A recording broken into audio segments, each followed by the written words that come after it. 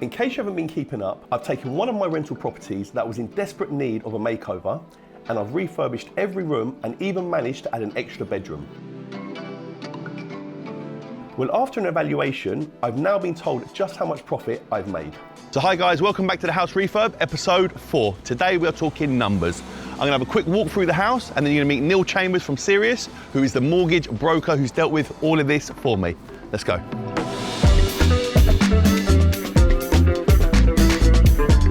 So the house is pretty much finished now. Curtains are up, flooring's down, all the painting's done. All that I think that's left is carpet, which they are on their way now. But the house is looking real good. And of course, I'll be doing a full before and after once the furniture is in as well. Because everyone's like, I want to see what it looks like with the beds or with the sofas and stuff like that. So that will happen very, very soon.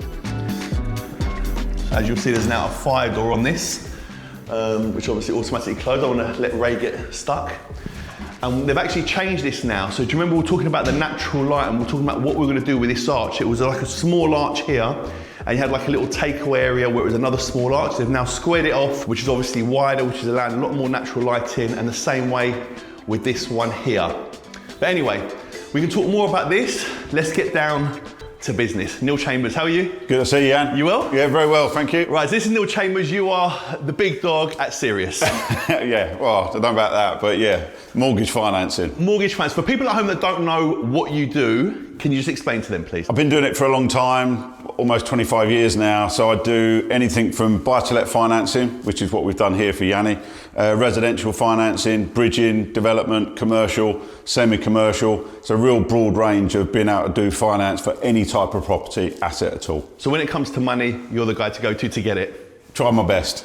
Right, okay, so let's talk about this property. Yeah. So you helped me, you helped me with all my properties, to be honest with you. Yeah, over the years, yeah. Over the years. This one we bought about 5 years ago. It was, I think I look back on the records, it was end of 2019. So Okay. yeah, coming up to sort of 5 years this year, yeah. Right, and we bought this off Bakary Sanya, Yes. which was nice, and he done me a deal on this house. Good price. And I think it's probably partly because of the condition it was in and the fact that you didn't see the tenants, etc. So And my relationship with him as well. Yeah, of course, So it was yeah. cool. So this was, at the time, it was a 2-bedroom house in, where are we, Tottenham?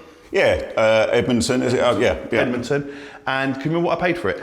I look back and it was 270. Was it 270? Good buy back then. Wow, in 2019. Given that you hadn't seen it and the condition of it, Yeah. what you see it afterwards, 270 was still a good buy back then. Okay, and obviously 5 years later, we've finally managed to get the tenants out. Yep. And we've now done a massive refurb. I think you played the long game, and I think that's the art of property developing in general, isn't it? And being able to build your portfolio, you've actually took your time, got the tenants out, and we'll come on to talking about, you know, the results and the benefits of that. Well, listen, so everyone at home, a lot of the comments were saying to us in the early videos, we want numbers. Yeah.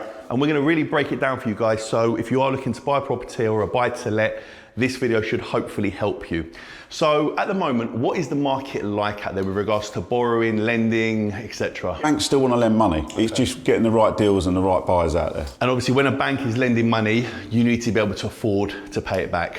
Absolutely. So for people at home that don't know, what is the difference between buying a property that you're going to live in and a buy to let? And with regards to borrowing the money? Right, so the key when you're buying a property to live in is deemed as what's known as a regulated mortgage contract. And it's based on income and affordability, what your own income is and what your outgoings are. So it's income and affordability. It's very much based on what your own circumstances are. Okay. The difference with buy to let is that it's very, very much done, and the driver behind the debt is what the property can rent for. Right, okay. So there's big differences there. You can still be earning very little yourself, but be able to buy and get into the buy-to-let sector because it's the driver is the rental income of the property. So in other words, they're not worried about what you earn, they're worried about what the property income brings in every single month that can afford to pay back the mortgage. Exactly that. There's a calculation and a rental stress testing that lenders use to ensure that the rent is going to more than cover the mortgage interest payments. Okay. And that's the key. Which is great, and obviously that is how you build a portfolio. People always worry about what they're earning as an individual. That only comes into play when you are buying your own personal house. Correct, yeah. And when you buy your own personal house, there's no tax on that, is there? Yeah, there's no capital gains tax when you sell because it's your own property. It's where you live, you know, with your family, partner, etc. There's no tax to pay, you know, apart from your stamp duty, your ingoing taxes. And that's it. And when you sell that property, obviously as I said, there's no capital gains, but if you own multiple properties and you bought them in your personal name, which I did many, many years ago, you get stung for 28%. So initially I was thinking, shall I sell this property? And as much as I've got fantastic equity in it, I would have lost 28%. So it's brutal. And back in the day, they did say to people, you should buy them in your personal names. There's pros and cons, you know, whether you buy it in a personal name or in a limited company. Limited company would come under corporation tax. Which is how much? At the moment, for small businesses, it's 25%. That's just recently gone up from 19 to 25, so it's quite a big jump. Yeah, so from 19 to 25, before it was 19 versus the 28, so it was a big difference. Yeah. Okay, what do you advise? So you as someone that's in this industry, and if someone's watching this, what would you advise? If they want to get serious about being a property investor, most people are going limited company. Okay. You know, the options are different in terms of lending and mortgage lenders, but in the long run, most people are going limited company purely because of the benefits that you get in terms of the taxation, which, as I say, you'd probably advise to speak to your accountant, but there's certainly more tax breaks by lending in a limited company, but the lender option is that a little bit more limited. So opening a limited company, people may think, well, hold a minute, what is my company? I'm not actually selling anything. And is there like a loophole in the law? Is it a scam? No, absolutely not. So the purpose of owning a limited company to hold property is to purely hold that property. So I know it might sound daunting to those that are getting into the market, but when you go and buy a property in a limited company, it's purely a holding vehicle for that property. Right. Okay, so the company doesn't trade as such. It purely pays a mortgage and collects rent. And obviously you might have contractors and, you know, sort of maintenance, etc. But that's all that company is designed to do. It's quite a simple process. Yeah. Of course, you'd need an accountant to open up the company for you, which can be a very, very quick process. And cheap. Exactly. It's normally £200 or £300 to open up a limited company. You can check on Companies House for the name as to what you wish to have. Yep. It might be your name plus rentals limited. Yep. So it's a really simple process. Advice out there for people not to get too caught up in the legalities of it. It's perfectly legal, and that's how most of the people going into property nowadays would be doing it into a limited company.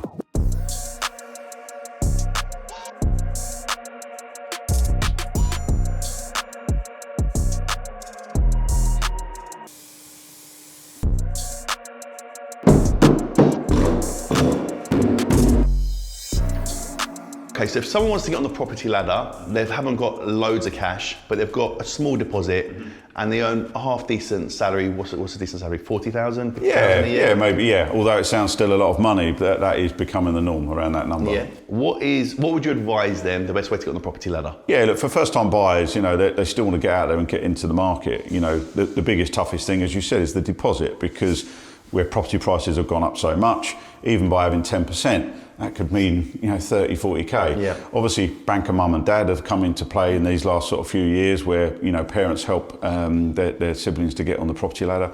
But equally, there are options out there like shared ownership schemes where you can buy a proportion of the property, normally from new build or sort of housing associations. There's also Help to Buy, albeit the government scheme is changing a little bit, but there are avenues for people to get onto the ladder with smaller deposits. A lot of people think of buying a property now and it scares them. They're like, well, I'm never going to get on the property ladder. I'm never going to be able to get 20, 30, 50,000 pound deposit from anywhere. I think the shared ownership way could actually really work well, because where you'd need a 50 grand deposit, you might get away with a 25 grand deposit or a 20 grand deposit. And sometimes you can find that, exactly how you said, bank of mum and dad. Right, let's talk numbers on this house. On the last episode, you'd have seen the mortgage valuer come in and value this house, which we'll tell you in a minute what he valued it at. But let's start from the start with regards to 2019 and what I paid for the house. Sure, so going back to 2019, you acquired the house for 270,000. And back then we managed to get you a mortgage of 195,000, which is around the 75% level.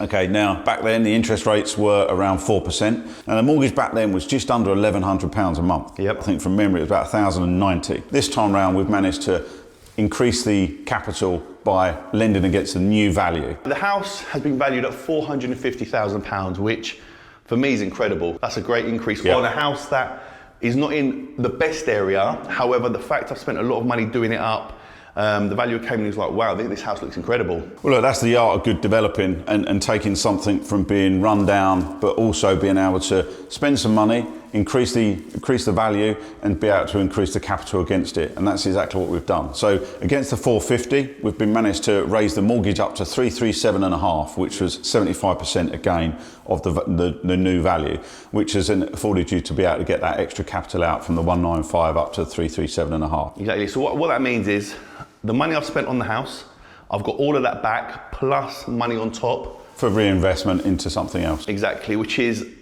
the way you play the property game. So again, there's a lot of people on here that follow me that are big property developers, and they're like, yeah, that's obvious. Yes, that's obvious to you, but a lot of people that are watching this have got no idea about buying their first property or buying multiple properties or how it works. So for me, it was a win-win. And now I should get around £2,000, just over £2,000 a month, which obviously Panny will let me know. And my mortgage is going to be around... Well, this is the interesting thing. So go back to the figures that you were paying back when you first bought it. You were paying about £1,090 a month, interest only. That's how buy-to-let mortgages tend to work, just purely paying the interest to the bank.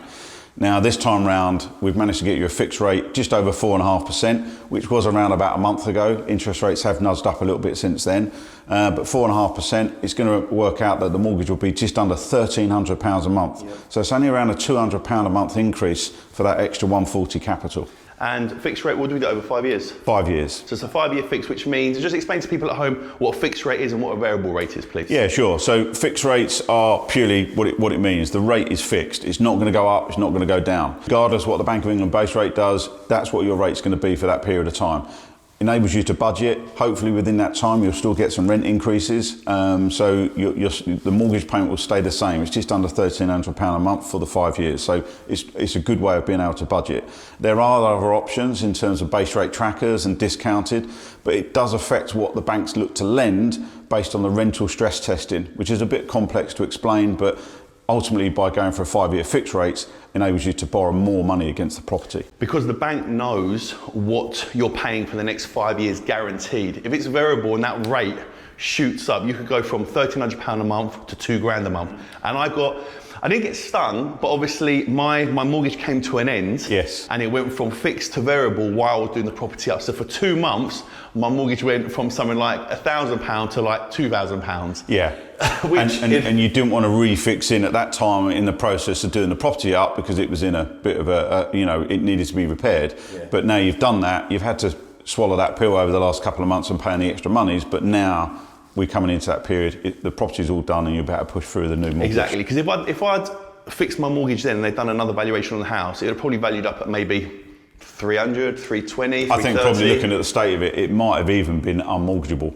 And I don't mean that in the sense that the structure, but a valuer would have come into the property, seen the state that it was in your first video and said, do we really want to be lending on this property? Yeah. So even though it's structurally sound, it was in a bit of a mess. And sometimes you'll find that mortgage valuers won't give that vote of confidence to the bank to lend against something in that sort of a state of repair. And that's it. Remember guys, I couldn't get the tenants out. So it's not like it was down to me trying to get tenants out, but if you haven't seen the earlier videos, we managed to get the tenants out, we've rehoused them, we've done this property up, and now we're going to bring in a lovely new family to live here via Panny and Eurostars. You might be watching this thinking, I wonder what my house is valued at. What's an average valuation now someone may pay if they want to get someone to value their house? It really varies because most of the high street lenders and the buy-to-let lenders in personal name offer a free valuation at the time that they're going to carry out your mortgage. It's a really inexpensive cost for them to be able to get their valuers out from a panel of surveyors to see what the property's worth before wanting to lend on it. If you're looking at getting a proper building survey, chartered surveyor, then of course those costs expand. But if it's purely for a remortgage purpose, it normally is either free or maybe up to £100, £200. It's not a big cost. Which I think is worth it to do, because you don't know how much your property is worth. You'll obviously know how much equity you've got in your property, but it might allow you to refinance it, pull some money out, do the property up, or spend it on a holiday. Yeah. That's it. That is why we have Neil Chambers here. So obviously Neil's been my guy for many, many moons. And the reason I brought Neil in today is because I wanted him to explain to you guys at home exactly how it works. Yeah, I could have explained it, but when you're hearing it from an expert, it comes across a lot better. But Neil, thank you. I appreciate it. That's Neil Chambers from Sirius. All his details are on the screen. And I 100% recommend him. This is not a promo, it's someone that I've used for years myself, Panny, and to be honest, all my football players and everyone around us, we all use him. So Neil, thank you. I appreciate it, man. Thank you so much. Good luck. Yeah.